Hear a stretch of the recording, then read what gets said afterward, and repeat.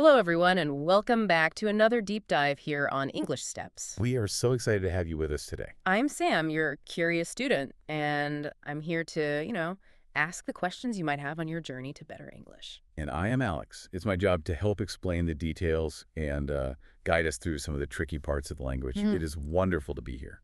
So today we have a topic that is honestly a little bit scary for a lot of people. It's something we all have to deal with, but doing it in a second language can be, well, terrifying. That is very true.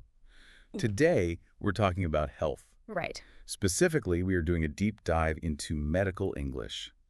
So, how to describe your symptoms simply and clearly. I think this is one of the most important skills to have. I remember once I was traveling and I got really sick. Oh, no. I went to the pharmacy, but I didn't know the words. I had to play a game of charades, pointing at my stomach and making these sad faces. It was so embarrassing. That is such a classic situation, and it's exactly why this deep dive is so important. Yeah. When you're sick, you're already stressed. You feel weak. You do not want to be worrying about grammar. No. You just want to communicate quickly and get help. Exactly. I want to walk into the doctor's office and just say, "Fix me." But I know that's probably not enough. Fix me is a good start, but yeah, the doctor needs a little more information. Right. The biggest problem we see with B1 learners, so intermediate learners, is that they're too vague. They use, general words instead of specific ones. The classic example being, "I feel bad." Right. I feel bad. Now, if you tell me, I feel bad, what does that actually mean? It means I'm not good. Yes, but how I feel bad is kind of dangerous because it's ambiguous. In English, I feel bad often means I feel guilty. Oh, like I did something wrong. Exactly. If you forget your homework, you might say, oh, I feel bad. Okay. If you accidentally step on my foot, you say, oh, I feel so Right. bad. So if you walk into a hospital and say, I feel bad, the doctor might think you need a psychologist, not medicine. That is a huge difference. Wow. Wow. We definitely want to avoid that confusion. So our mission for today's deep dive is to move from "I feel bad" to specific, clear descriptions of pain and sickness. We're going to break this down into 3 clear stages. First, we'll talk about symptoms, how to describe the pain itself. Okay. Second, we'll look at the doctor's visit, so making an appointment, getting medicine. And third, we'll look at recovery, what to do when you get home. And I hear there's a quiz. Oh, yes. Stay tuned, because in the middle of the show, we have a pop quiz to test your memory. I am ready if you are. Let's start with section 1, describing pain. Let's do it. When we talk about pain in English, we have a few different grammar structures. And this is, where students often get confused. They try to translate directly from their own language. I do this all the time. In my head, I translate directly, and it just comes out sounding so strange. It's a very common habit. So the first structure we need to master involves the word have. To have, like, I have a car, I have a dog. Exactly. You possess the objects. In English, we often view an illness as something you possess. You have it. Okay. But we combine this with a special suffix for body parts. Ache. Ache. A-C-H-E. That is a strange spelling, isn't it? It is. The sheesh usually sounds like cheese, but here it's more like cake. That is a great observation. It's a hard K sound. Ache. It comes from Old English. Yeah. And it means a continuous sort of dull pain. Dull pain. Yeah. Isn't sharp like a knife. It's more of a throbbing, constant pain. Okay, so a dull pain, and we just attach it to the body part. Yes, but, and this is a big but not every body part, this is what we can call the headache rule. We can only combine it with about 5 or 6 main body parts. The most common one is the head. Right. So if my head hurts, I don't say, I have pain in head. Please, yes, never say I have pain in head. It sounds like a robot talking. Oh, okay. You say, I have a headache. I have a headache. One word. Correct. Let's look at the others. We have... Stomach ache. Stomach ache. That's for when I eat way too much pizza. Exactly. Then we have toothache. Toothache. That's the worst pain, I think. It's terrible. We also have earache and finally backache. So headache, stomach ache, toothache, earache, backache. That's the list. This is pretty much the main list, yes. So I can't say leg ache No. or hand ache. No, you can't. That's the trap. This rule only works for those specific core body parts. If you say, I have a leg ache, a native speaker will probably understand you. But it sounds a bit childish, like a 3-year-old speaking. Okay, we don't want to sound like babies. So what if I have a problem with my throat? I can't say throat ache. No, good question. The throat is a special case. The throat is, the tube inside your neck. When it hurts, usually from a cold or flu, it feels scratchy, it feels raw. The adjective we use for this is sore, S-O-R-E. Sore. So the full phrase is, I have a sore throat. I have a sore throat. I hear this one a lot in the winter. It is extremely common. Sore basically means painful when you touch it or inflamed. Oh. So if you go to the gym and you lift really heavy weights, the next day your muscles are sore. Oh, I know that feeling. I can't walk down the stairs because my legs are sore. Exactly. So sore is an adjective. You can have a sore throat, sore muscles, even sore eyes if you look at a computer screen for too long. But sore throat is the fixed phrase we use for sickness. Okay, so to recap, structure 1 is I have a noun, like a headache. Structure 2 is I have an adjective noun, like a sore throat. Perfect. Now let's look at the structure for everything else. Remember you asked about your leg or your hand? Yes. What do I say if my leg hurts? We switch the grammar completely. Instead of I being the subject, the body part becomes the subject. And we use the verb to hurt. To hurt. Yeah. H-U-R-T. Yes. So let's take your leg. My leg is the subject. It's singular. So we say, my leg hurts. My leg hurts. Oh, we add the "es" because it's third person singular. Like, he walks, she runs, it hurts. Precisely. This structure is magic. It works for everything. Yes. You can say, my head hurts, instead of I have a headache. You can say, my throat hurts, instead of I have a sore throat. Oh, wow. So if I completely forget the word headache, I can just use hurts. Yes. It's your universal backup plan. My head hurts, my stomach hurts, my finger hurts, my elbow hurts. That is very, very good to know. It's like a safety net. It is. But you have to be a little careful with the grammar. You must match the verb to the noun. Uh-oh. So if you have pain in both of your legs, what do you say? Okay, let me think. My legs? That's plural. That's they. Mm-hmm. My legs hurt. No S. Excellent. My leg hurts. Singular. My legs hurt. Plural. Okay. This is a small detail, but it really makes it sound very fluent. My feet hurt. My eyes hurt. It's got it. So now you have two ways to describe almost any kind of pain. The specific noun, like headache, or the universal verb, hurts. Okay. But what about when it isn't exactly pain? Sometimes I'm sick, but nothing, like, hurts. I just feel strange. That is a great point. Sickness isn't always about pain. Let's talk about that sensation of the world moving. Ugh, I hate this one. It's like when you stand up too fast from the sofa. Yes. Or when you're on a boat and the ocean is moving, the room feels like it's spinning around you. You feel unstable. Yeah, it makes me want to just sit down immediately. The word for this is dizzy. D-I-Z-Z-Y. Dizzy. And here we use the verb to feel because it's a state of being. You say, I feel dizzy. I feel dizzy. Can I also say I am dizzy? Yes. I am dizzy is also perfect. I feel dizzy. Maybe emphasizes the sensation inside you a little bit more, but they're both correct. This is a really important word because if you tell a doctor my head hurts, they might give you pain medicine.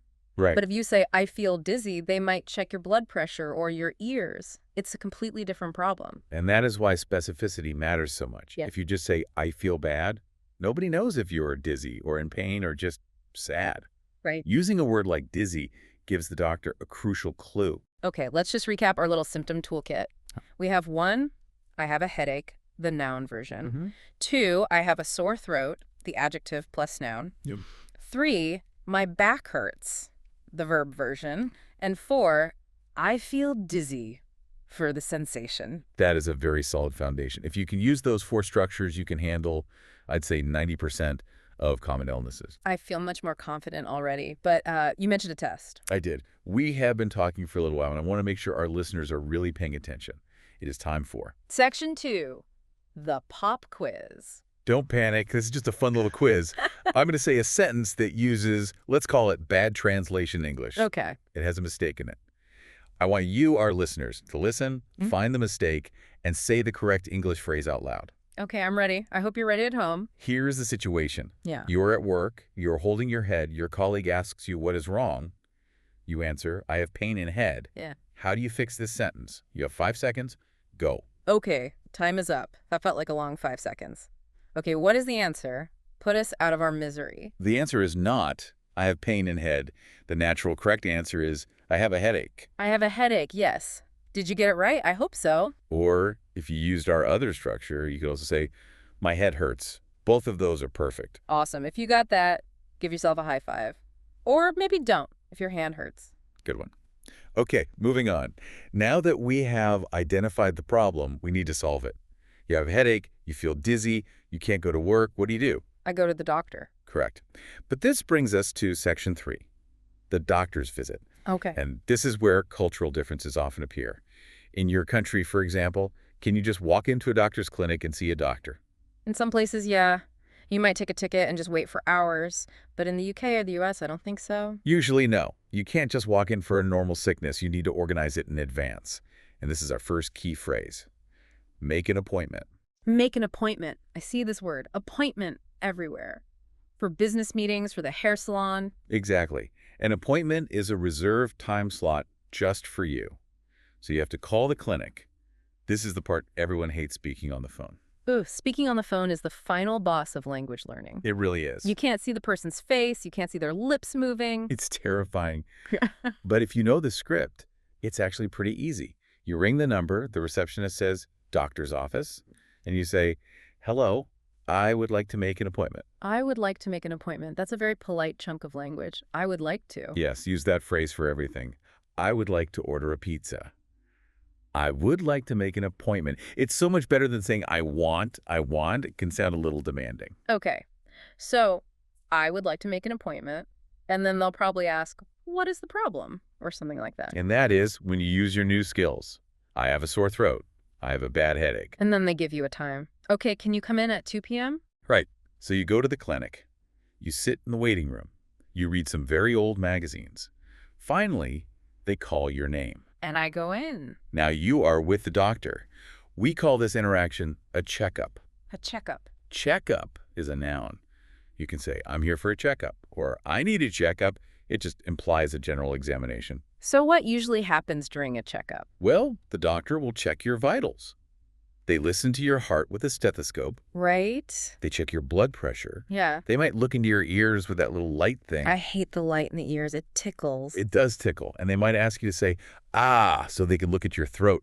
They are literally checking up on your health. Okay. So the checkup is finished. The doctor says you have a sinus infection or you have the flu. Then comes the most important part, the solution. Usually the doctor will authorize you to get medicine. In my country, I can just go to the pharmacy and buy whatever I want for a cold. Well, in many English-speaking countries, for strong medicine, like antibiotics, you can't just buy it. You need a special permission note from the doctor. Do you know what that note is called? I do. It's a prescription. Correct. Prescription. This is a tricky word to pronounce for some people. It has that consonant cluster at the start. P-R-E. Pre. Then S-C-R-I-P. Script. Script. Kind of like a movie script. Exactly. And then septiyon, shun. Prescription. Prescription. So think of script as in to write. It is the doctor's written order. Right. Nowadays, it's often digital. The doctor just sends it to the pharmacy on the computer. But we still call it a prescription. So I can't just ask the doctor for medicine. You can, but the doctor gives you a prescription. And then you take the prescription to the pharmacy. And the pharmacist gives you the medicine. That's a very clear process. So 1, call and make an appointment. 2, go for a checkup. 3, get a prescription. And 4, go to the pharmacy. You are navigating the system like a pro. I feel like a real adult now. But we're not done yet. You have the medicine in your hand. You are back at home. Now we enter section 4, recovery. Recovery. Getting better. Yes. And this is where we see a very common and funny verb mistake. You have a bottle of pills, maybe antibiotics or painkillers. What do you do with them? Well, I put them in my mouth and I swallow them with water. So I eat them? No. Never say, I eat aspirin or I eat my medicine. Really? Why not? I eat food. It goes in the same place. It does, but in English, the verb eat implies chewing, enjoying it, getting nutrition. Ah. Medicine is functional. The verb we use is take. Take, just like take a bus or take a shower. Yes, English loves the verb take. You take a pill, you take medicine, you take syrup. So I need to take my medicine. Or did you take your pill today? Exactly. It's a very common error for learners. If you say, I ate my medicine, people will imagine you chewing it like a candy bar. And it sounds, well, disgusting. Yuck. Medicine tastes terrible. I definitely do not want to chew it. So you take your pill. What else does the doctor tell you to do? Usually they say rest. Yes. And there's a specific phrase for this that implies serious rest. We say, Stay in bed. Stay in bed. And notice the preposition there. In bed, not on the bed. What's the difference? On the bed means you're sitting on top of the covers. Maybe you're putting on your socks. In bed means you are under the blanket, wearing pajamas, sleeping or resting. In bed sounds so cozy. I love staying in bed on a rainy Sunday. But when you're sick, it is a requirement. The doctor told me to stay in bed for 3 days. Wow, 3 days. That is a long time. If you have the flu, it's necessary. Now, imagine I'm the one who is sick.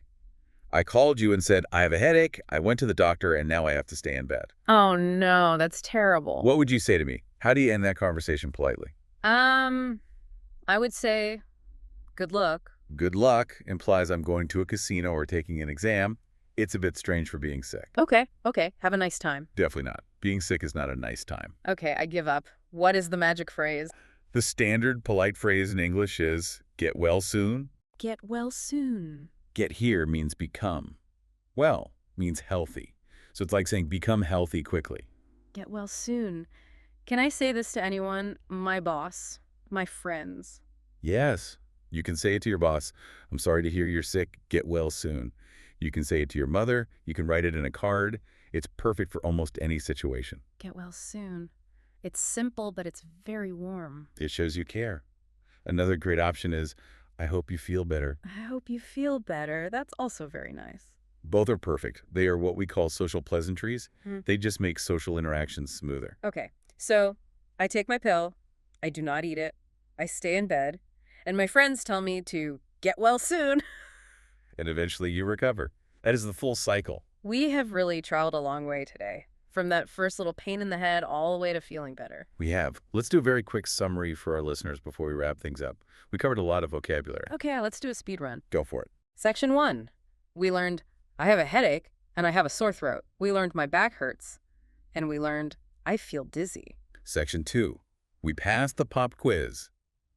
And we know not to say pain in head. Section 3. The doctor. We make an appointment. We have a checkup. We get a prescription. And Section 4. Recovery. We take a pill, we stay in bed, and we say get well soon to our friends. That is a complete toolkit for surviving sickness in English. It really is. If you can master these phrases, you will feel so much more confident the next time you, unfortunately, need medical help. And speaking of confidence, the best way to get confident is to practice. And the best way to keep practicing is to keep listening. That's right. If you enjoyed this deep dive and you want to keep improving your English with us, please make sure to subscribe to English Steps. Just hit that subscribe button on whatever podcast app you're using. It helps us a lot, and it means you will never miss a lesson. Before we go, I have one final thought to leave with our listeners. It's a question from our source material that I found really interesting. Ooh, I love the discussion questions. What is it? Well, we talked a lot about doctors and prescriptions and, modern medicine. Yeah. But different cultures treat sickness very differently. That is so true.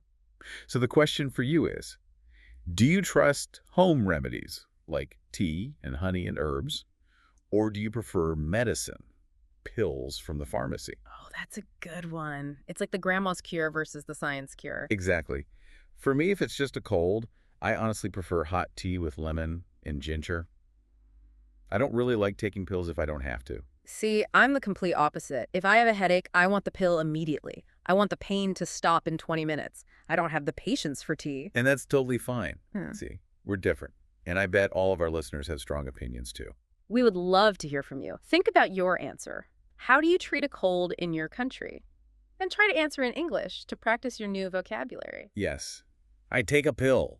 Or I drink tea. Practice those verbs. Thank you so much for joining us on this deep dive. We hope you stay healthy. But if you do get sick, now you know what to say. Stay healthy, everyone. And if you are sick, get well soon.